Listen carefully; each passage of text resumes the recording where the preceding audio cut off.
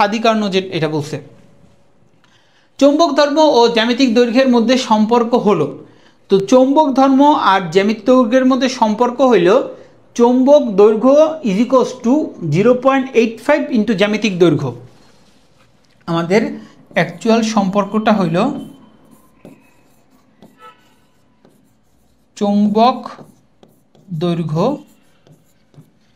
Is equals to, এটা কিন্তু approximately একদম শিওর 0.85 হবে এমন না, অ্যাপ্রক্সিমেটলি জ্যামিতিক দৈর্ঘ্য। তো এটা আমাদের একটা মানে ফর্মুলা টাইপেরই বইতে আছে, তোমরা যেহেতু পড়ো নাই তাই জানো না, তো হালকা একটু বলে দিই। এই জ্যামিতিক দৈর্ঘ্য হইল, ধরো একটা চুম্বক নেছো, তো চুম্বকটার তো একটা দৈর্ঘ্য থাকবে, ওই দৈর্ঘ্যটাই হলো জ্যামিতিক দৈর্ঘ্য।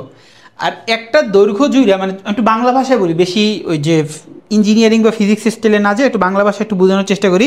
একটা চুম্বকের যে টোটাল দৈর্ঘ্য ওইটাই তার জ্যামিতিক দৈর্ঘ্য।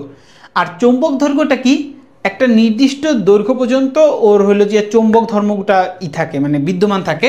তো ওইটা দেখা যায় কি টোটাল জ্যামিতিক দৈর্ঘ্যের 0.85 গুণ করলেই চৌম্বক দৈর্ঘ্য পাওয়া যায়। তো আমরা একটু দেখি কোথায় অপশনটা আছে। তো আমাদের প্রথমটা তো হবেই না, মাইনাস টাইনাস দেওয়া এরকম কিছু নাই। সেকেন্ড অপশনটাতেই কিন্তু আছে চৌম্বক দৈর্ঘ্য ডিভাইডেড বাই, মানে এইটাকে নিয়ে এটা নিচে ভাগ আকারে নিয়ে এনেছে, তো এটা হবে আমাদের বি নাম্বার অ্যান্সার, মানে 0.85টা ওই সাইডে। তো বইয়ের ডাইরেক্ট মানে যে ফর্মুলাটা ওইটা না দিয়া ওই ভাগ আকারে বাম সাইডে দিয়ে দিছে আর কি। ওকে, তো এটা নিয়ে আলোচনা করার কিছু নেই, মুখস্থর এটা ভাই। এইটার জন্য কি পড়বো, এটার জন্য যদি তোমার খুব শর্ট সিলেবাসের বাইরের যদি কোনো টপিক পড়তে ইচ্ছা করে, তাহলে তুমি দেখবা যে আমাদের 4 অধ্যায়ের একদম লাস্টের দিকে যায়া বিভিন্ন মানে ভূচুম্বক নিয়ে একটু আলোচনা করছে। ভূচুম্বক এটা মেডিকেলের জন্য খুব ফেমাস টপিক, একটু মুখস্থ টাইপের পড়া আছে, তো স্যাররা ওগুলো ইনকারেজ করে।